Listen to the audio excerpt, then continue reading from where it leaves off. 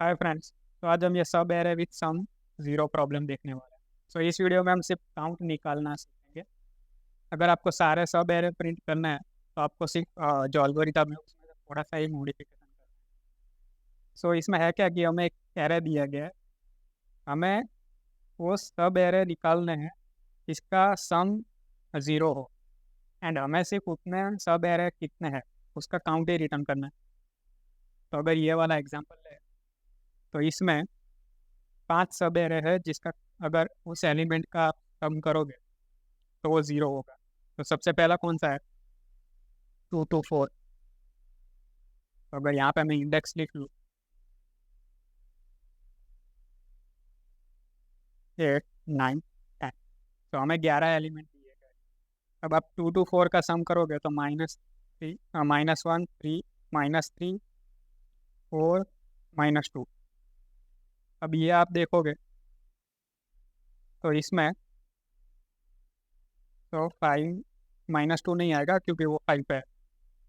तो इन तीनों का सम ज़ीरो हो रहा है। अगर आप दूसरा एलिमेंट देखो तो 2 to 6। अब ये जो है उसमें आप पीछे के दो एलिमेंट है -2 एंड +2, ये अगर ऐड करोगे तो अभी ज़ीरो होगा। फिर है 5 and 6। 5 and 6 पे क्या है? ये दो अलग से है, तो ये दो अलग से ही एक सब एरे कहलाएंगे। तो कहने का मीनिंग क्या है कि एक सब एरे ये है, इसका सम ज़ीरो हो रहा है। एक सब एरे ये है, इन दोनों को अगर आप अलग से लोगे तो भी ज़ीरो हो रहा है। एक सब एरे ये है जो आप कंटिन्यूस लोगे तो भी ज़ीरो हो रहा है। तो ऐसे कितने सब एरे है उसका सिर्फ हमें काउंट रिटर्न करना है। तो सबसे पहले ये देख लेते हैं कि एरे अगर हमें दिया गया है तो कितने सब एरे पॉसिबल हो सकते हैं। तो एक चीज़ आप कंफ्यूज मत करना कि सब एरे नॉट इक्वल टू सब सीक्वेंस। सब सीक्वेंस में क्या होता है कि अगर आपके पास एरे दिया गया है 0 1 2 3 4, तो आप रैंडमली कोई भी एलिमेंट्स पिक कर स्किप कर सकते हो। तो अगर आप 0 2 and 4, ये आपका सब सीक्वेंस हुआ। बट ये सब एरर नहीं है, क्यों? क्योंकि ये कंटिन्यूस नहीं है, इसमें 1 मिसिंग है एंड 3 मिसिंग है। बट अगर आप 0 1 2 ऐसे पिक करो तो ये सब एरर हुआ एंड ये सब सीक्वेंस हुआ। तो ये डिफरेंस रहता है सब एरर एंड सब सीक्वेंस में। तो सबसे पहले हम ये देखते हैं कि अगर कोई भी एरर हो एन साइज का, अगर एन साइज का एरर है तो उसमें कितने सब एरर पॉसिबल हो सकते हैं। तो अगर आपके पास कोई भी एक एरर ऐसा एरर है, तो अगर आपको कंटिन्यूस एलिमेंट निकालना है एंड अगर आप फर्स्ट इंडेक्स से स्टार्ट करो तो कितने, अगर सिर्फ आप फर्स्ट इंडेक्स से स्टार्ट करो तो कितने सब एरे पॉसिबल हो सकते हैं। तो सबसे पहले तो आप सिर्फ उस एलिमेंट को पिक करो, फिर उस एलिमेंट एंड उसके +1 एक एलिमेंट पिक करो। मतलब एक तो ये है, फिर ये दो, फिर ये तीन, फिर ये चार। ऐसे ऐसे मतलब फर्स्ट इंडेक्स से लेके लास्ट इंडेक्स तक आप एन एलिमेंट पिक कर सकते हो। तो जीरो इंडेक्स से अगर आप स्टार्ट करोगे तो आप एन सब एरे बना सकते हो। वैसे ही अगर आप फर्स्ट इंडेक्स से स्टार्ट करोगे तो एक एक सब एरे आपका कम बनेगा, क्यों? क्योंकि फर्स्ट जो ये सब एरे, फर्स्ट ये एलिमेंट है वो अब आपके सब एरे में नहीं है। तो अगर आप सेकेंड इंडेक्स से स्टार्ट करोगे तो n-1 एलिमेंट बनेंगे। वैसे ही सेकेंड इंडेक्स से, थर्ड इंडेक्स से n-2, फोर्थ इंडेक्स से n-4, ऐसे ऐसे लास्ट इंडेक्स के लिए आपका एक ही सब एरे बनेगा। अगर मान लो आप ये फोर्थ इंडेक्स पे हो, n=4 है, तो सिर्फ आप एक यही सब एरे बना सकते हो। तो टोटल आप देखने जाओ तो कितने सब एरे बन सकते हैं। अगर यहाँ पे n है तो n पे 1 है तो उसके पहले 2 होगा, उसके फिर 3 होगा, फिर ऐसे ऐसे आप देखो तो n-4 n-3 2 1 n। तो ऐसे ऐसे आपका चलता रहेगा n-1 प्लस n। तो इसका सम कितना होता है हमें पता है, ये ऑलमोस्ट n² होगा। सो ये हमने टाइम कॉम्प्लेक्सिटी निकालने के लिए निकाला है कि अगर आप सारे सब एरे निकालने जाओगे एंड उन सब का सम करके ये चेक करोगे कि सम इक्वल टू 0 हो रहा है कि नहीं, तो आपकी टाइम कॉम्प्लेक्सिटी क्या होगी कि एक तो आपको एन स्क्वायर सब एरे निकालना है, फिर वो सारे सब एरे के लिए आपको अलग से ये चेक करना है कि उसका सम 0 हो रहा है कि नहीं, तो आपको सारे एलिमेंट ट्रावर्स करना पड़ेगा, सब सम करना पड़ेगा। तो ऑलमोस्ट एन स्क्वायर के लिए आप वापस से ओ ऑफ एन परफॉर्म करोगे। ओवरऑल ये अगर ब्रूट फोर्स आप लगाने जाओगे तो आपकी टाइम कॉम्प्लेक्सिटी एन क्यूब तक आएगी। तो इसको हम कैसे सॉल्व कर सकते हैं? तो एक आपने टेक्निक सुना होगा, प्रीफिक्स। प्रीफिक्स सम में हम क्या करते हैं कि एक एक्स्ट्रा प्रीफिक्स सम नाम का एक एरे बनाते हैं, एंड उसमें अगर आप कोई रैंडम इंडेक्स आई पे हो तो ज़ीरो से लेके उस आई इंडेक्स तक का सम कितना होता है आप उस इंडेक्स में स्टोर करते हो प्रीफिक्स सम में। तो इससे फ़ायदा क्या होता है वो हम एक बार देखते हैं। तो हमें एक्चुअल एरे क्या दिया गया, 3 -1 -3 4 -2 2 4 6 एंड -7। सो अगर अगर आपको प्रीफिक्स सम बनाना है तो सबसे पहले इस इंडेक्स पे क्या है, एक ही एलिमेंट है, तो यहाँ पे 6 आएगा, फिर 6 + 3 9 आएगा, 9 - 1 8 आएगा, 8 - 3 5 5 + 4 9 9 - 2 7 7 + 2 9 9 + 4 13, यहाँ पे 19, यहाँ पे आएगा 7 एंड यहाँ पे आएगा -0। तो ये तो हुआ प्रीफिक्स सम। अब इसका फ़ायदा क्या है? प्रीफिक्स सम से आप कांस्टेंट टाइम में ये पता लगा सकते हो कि particular index I and particular index J के बीच का सम कितना हो रहा है। तो अब ये कैसे, मान लो आई आपका यहाँ पे है एंड जे आपका यहाँ पे है, तो इससे आप ये कैसे पता लगा सकते हो कि ये जो एलिमेंट है उनके बीच में ये एलिमेंट उसका सम क्या हो रहा है? तो आपको क्या करना है, तो एक्चुअली हमारा आई एक्चुअल एरे में यहाँ पे एंड जे यहाँ पे है। तो अगर आप इनके बीच के एलिमेंट देखो तो -3 + 4 -2 + 2, तो ये कितना हो रहा है? तो ये तो 0 हो जाएगा एंड ये आएगा 1।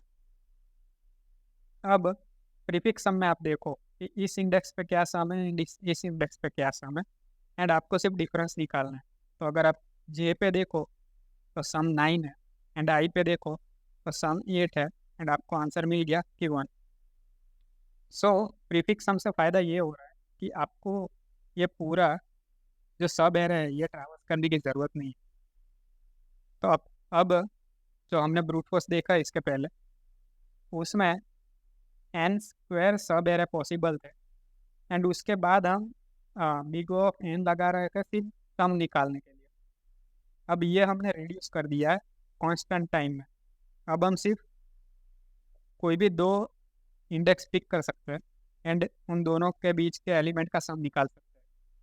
बट अभी भी हमारी जो टाइम कॉम्प्लेक्सिटी है कि हमारे टोटल पॉसिबल एन स्क्वायर सब एरे हैं, सबके लिए हम चेक करेंगे कि सम 0 हो रहा है कि नहीं। तो सबसे पहले तो आपको प्रीफिक्स सम निकालना पड़ेगा। प्रीफिक्स सम निकालने के लिए आपको बिग ऑफ एन टाइम लगेगा।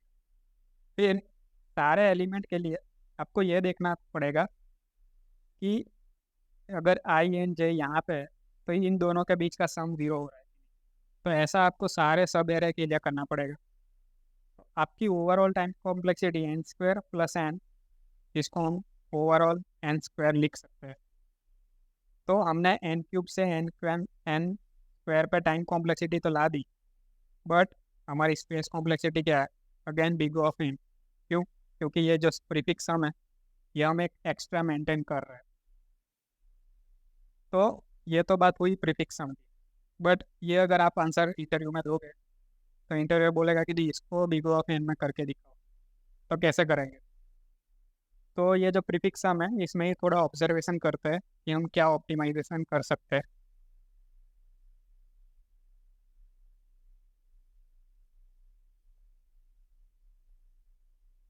तो ऑप्टिमाइजेशन हम इसमें कैसे करेंगे कि प्रीफिक्स सम में आप देखो, तो देखो हमें ये जो यहाँ पे हमने देखा कि इन दो यहाँ इन एलिमेंट्स का सम, इन एलिमेंट्स का सम एंड इन एलिमेंट्स का सम ज़ीरो हो रहा है।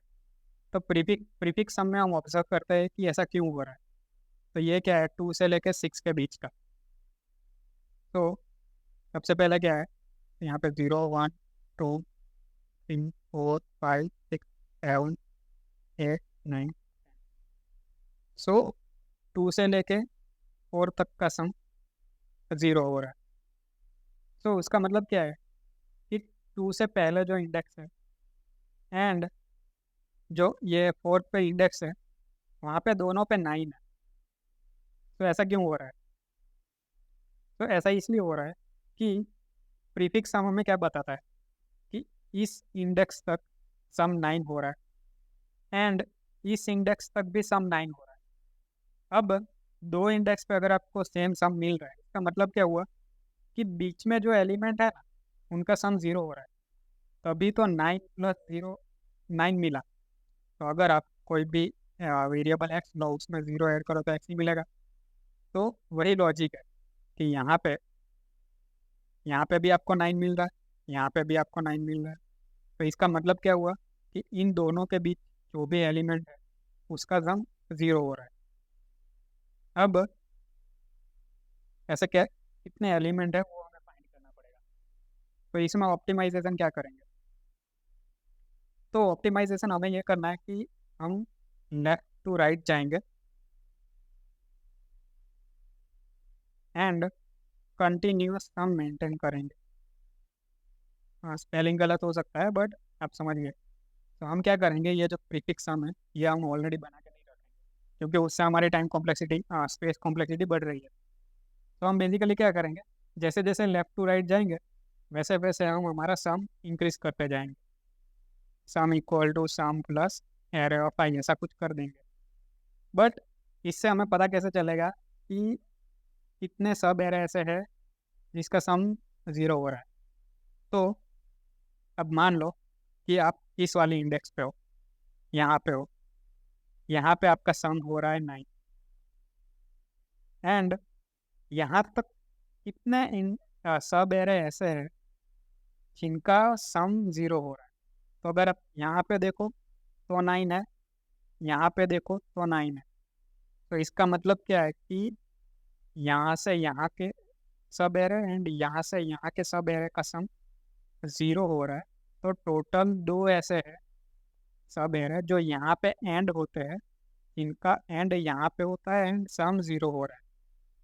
तो अगर आपको ये करना है तो आपको क्या करना पड़ेगा? तो करंटली आपके पास सम 9 है। आपको प्रीवियसली आपने जितने करंटली अगर आप यहाँ पे हो तो प्रीवियस ये जो एलिमेंट है इसमें कहाँ कहाँ पे आपको ये सम मिला, सम 9 मिला एंड कितनी बार मिला, हमें काउंट भी चाहिए होगा। तो यहाँ पे दो सब एरे ऐसे, दो सब एरे ऐसे जिसका सम सब ज़ीरो हो रहा है। तो एक तो हमें ये मेंटेन करना है कि प्रीवियसली हमने कितने सम देखे हैं।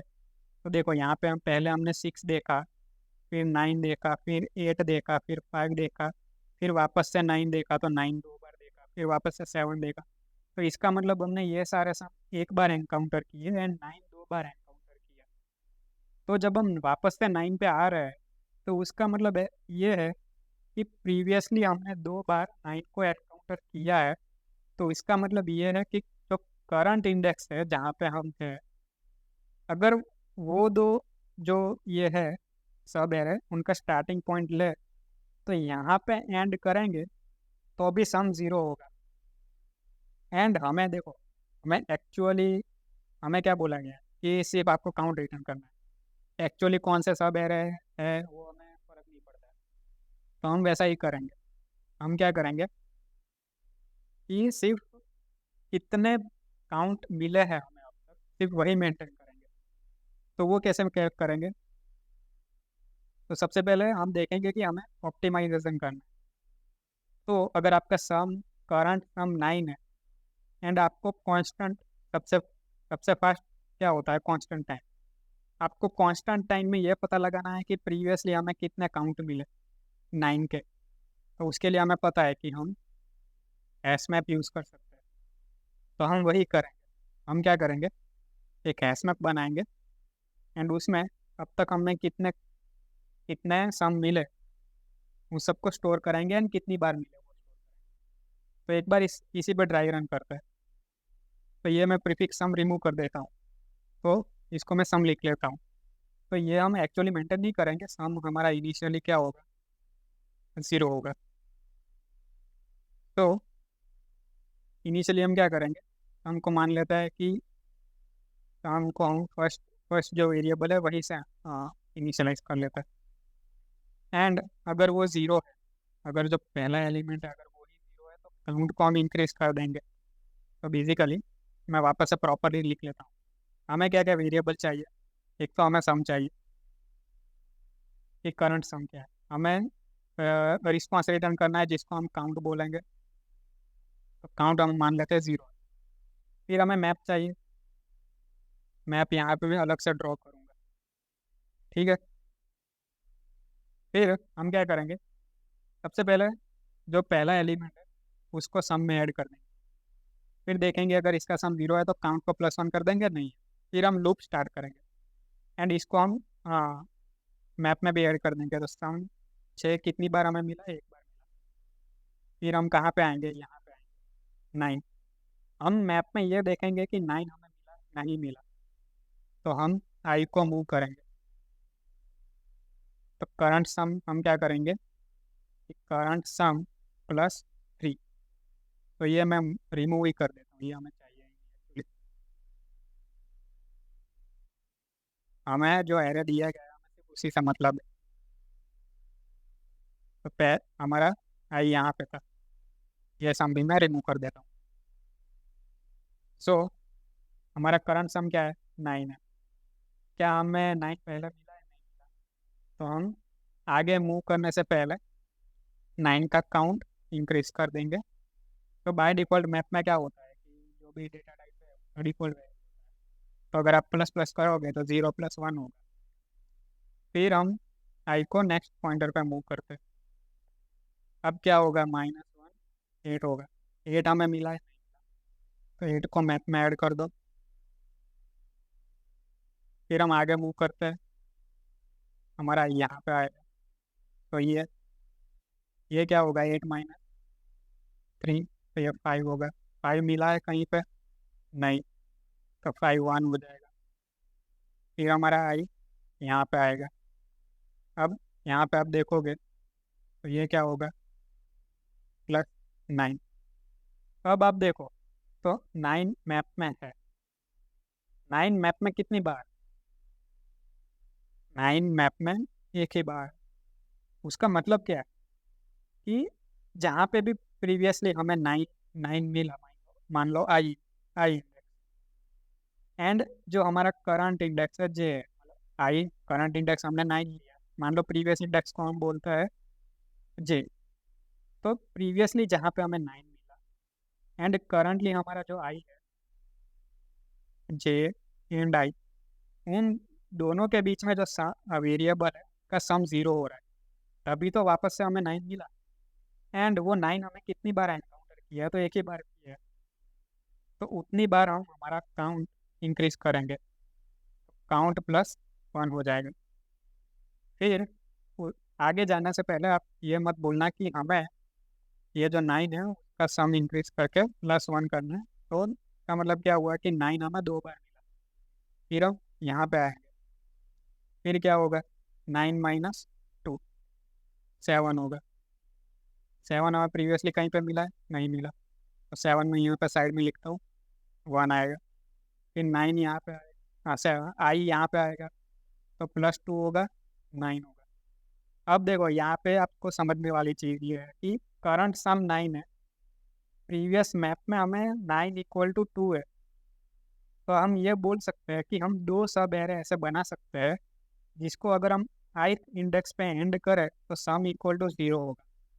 तो हमें ये जो काउंट है उतनी बार प्लस करना है। तो +9 कितनी बार अकर हुआ है प्रीवियसली? 2 बार। तो यहाँ पे सम 3 हो जाएगा। तो करंट सम क्या है? 9 है। आई पे आएंगे तो यहाँ पे क्या होगा? 13। तो उसके पहले हमें ये 9 का सम इंक्रीज भी करना है। तो यहाँ पे 3 होगा।